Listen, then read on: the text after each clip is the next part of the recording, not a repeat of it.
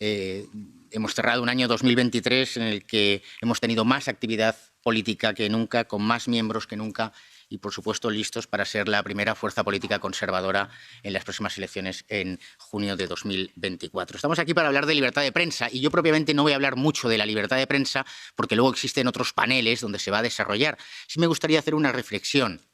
Y es que la libertad de prensa es solo una parte muy pequeña de algo que es más importante, que es la libertad de expresión y la libertad de pensamiento.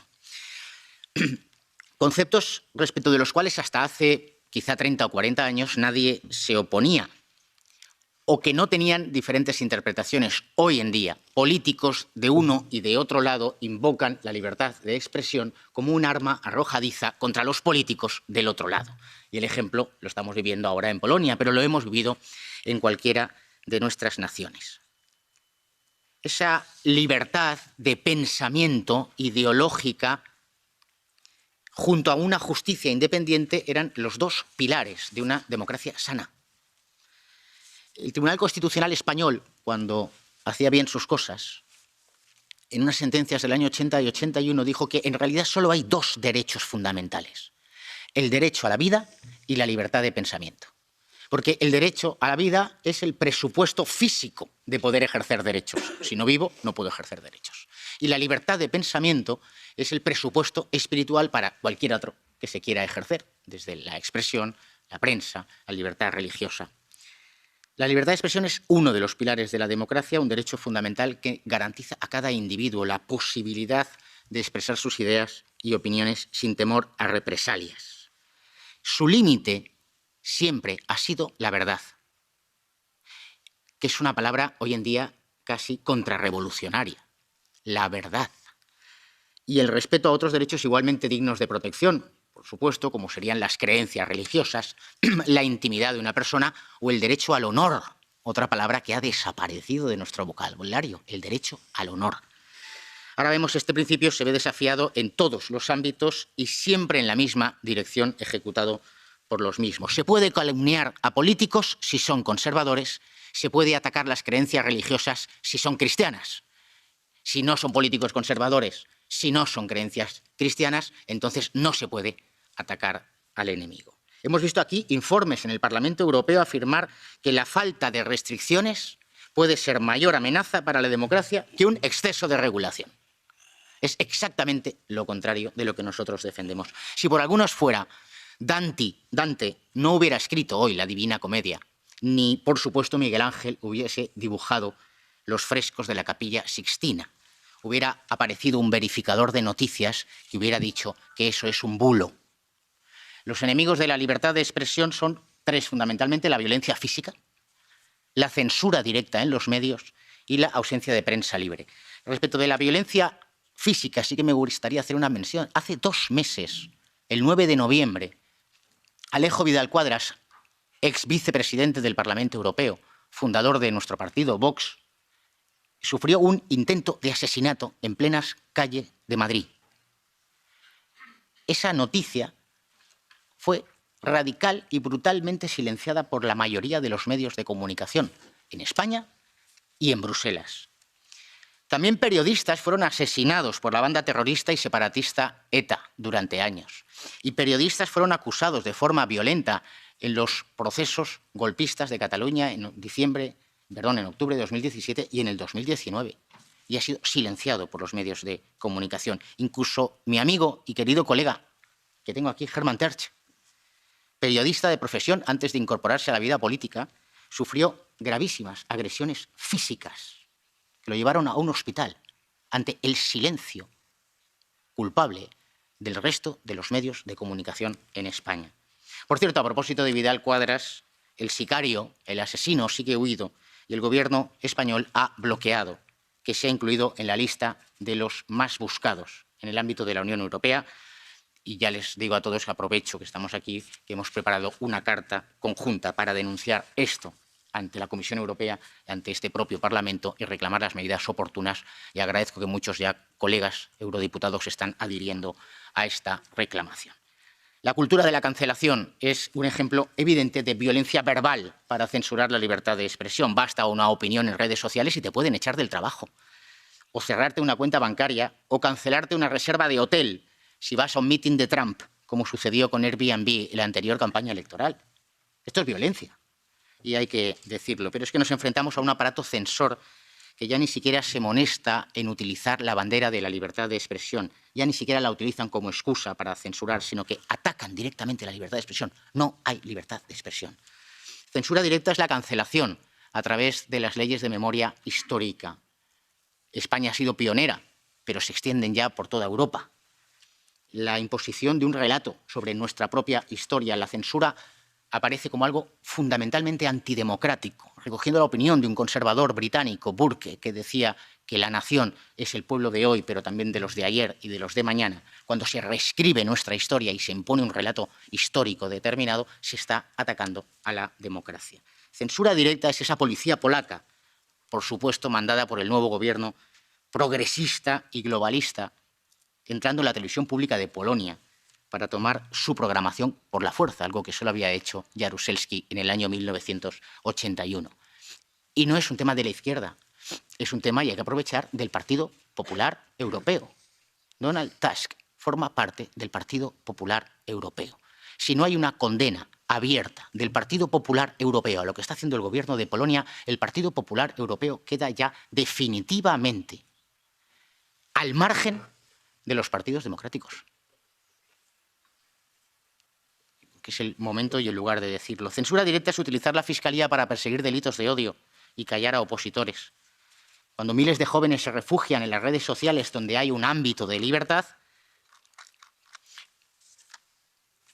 se acude a los verificadores de noticias que imponen la censura en las redes sociales. Una red como Twitter, que censuraba de forma masiva cuentas y que no tuvo la garantía de un poder público que garantizase la libertad, ha tenido que ser un rico Elon Musk el que ofrezca algo de libertad a esa red social.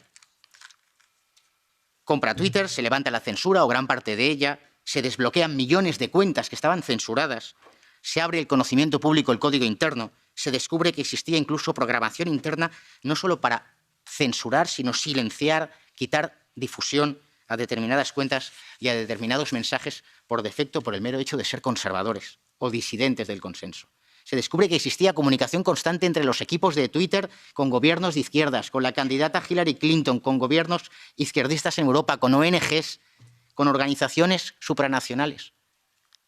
Y no tenemos respuesta. Y cuando Elon Musk hace pocos días acude a Roma, invitado por Giorgia Meloni, a participar junto a Georgia y a Santiago Abascal y a otros líderes políticos en la Atresju, y recorre todas las redes junto a sus fotos con líderes conservadores, al día siguiente, inmediatamente, el comisario europeo de Mercado Interior, Tomás Thierry Breton, abre un expediente a Twitter, a X, por supuestos incumplimientos de la normativa europea.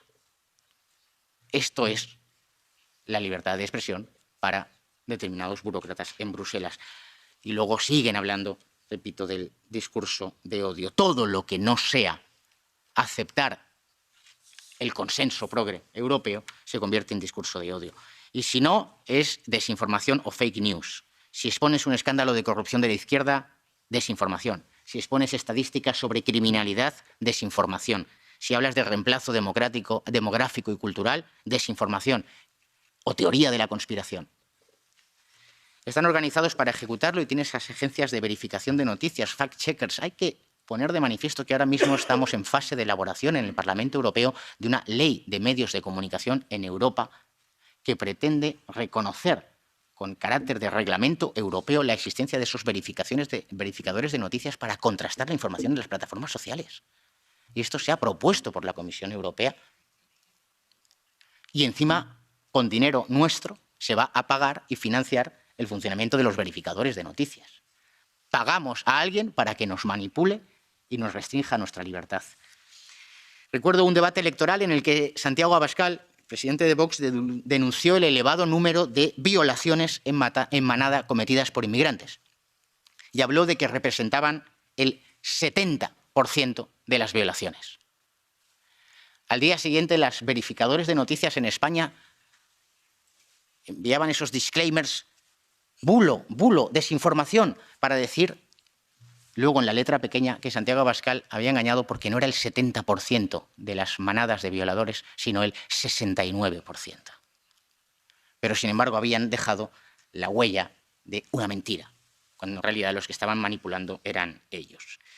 El problema es que estas agencias de verificación tienen mucho poder. Podríamos seguir. El grupo Meta de Facebook, Instagram, WhatsApp, delegan los verificadores de noticias el control del contenido, el borrado de publicaciones, los famosos carteles de contexto o el bloqueo y suspensión de usuarios. Desde un punto de vista conservador, pero desde el punto de vista del sentido común y de la libertad individual, tendríamos y debemos oponernos. Y el tercer y último bloque sobre esa prensa o la libertad de prensa. Yo aquí poco voy a decir porque, repito, todo el panel y todo el evento va a girar en torno a esa libertad de prensa y tenemos muchos especialistas. Sin embargo, simplemente decir que efectivamente no puede haber libertad de prensa cuando los medios de comunicación están en manos del poder público, fundamentalmente a través de la publicidad institucional. En un lugar de España que, para los que no son españoles y reciben determinada información, parece que es el paraíso de libertad, que es la Comunidad Autónoma de Madrid, donde gobierna el Partido Popular, Isabel Díaz Ayuso, se pagan 27 millones de euros en publicidad institucional, 27 millones de euros a medios de comunicación. Cuando un medio de comunicación en su cuenta de pérdidas y ganancias depende fundamentalmente de lo que recibe del poder público, parece evidente que no va a morder la mano del que le paga. Pero peor aún que el poder público es cuando los principales financiadores de los medios de comunicación son entidades absolutamente poco transparentes y respecto de las cuales desconocemos cuáles son sus objetivos últimos. Y podríamos citar a Open Society financiando a medios de comunicación en toda Europa para desestabilizar gobiernos en toda Europa. Por eso, frente a eso, yo simplemente decir que tenemos una responsabilidad enorme los partidos del grupo de conservadores y reformistas europeos en eso que ha quedado ya para la historia, en mantenernos en pie en un mundo en ruinas. Efectivamente, el mundo de los derechos fundamentales, el mundo de las libertades públicas está en ruinas y nosotros somos ahora mismo la garantía de la defensa de la libertad del individuo, de la libertad de las familias y la libertad incluso de las empresas y de los medios de comunicación. Tenemos que configurar o seguir trabajando en esa gran alianza en la que tenemos que tener la capacidad de implicar a periodistas para que ejerzan libremente su trabajo en todos y cada una de nuestras naciones.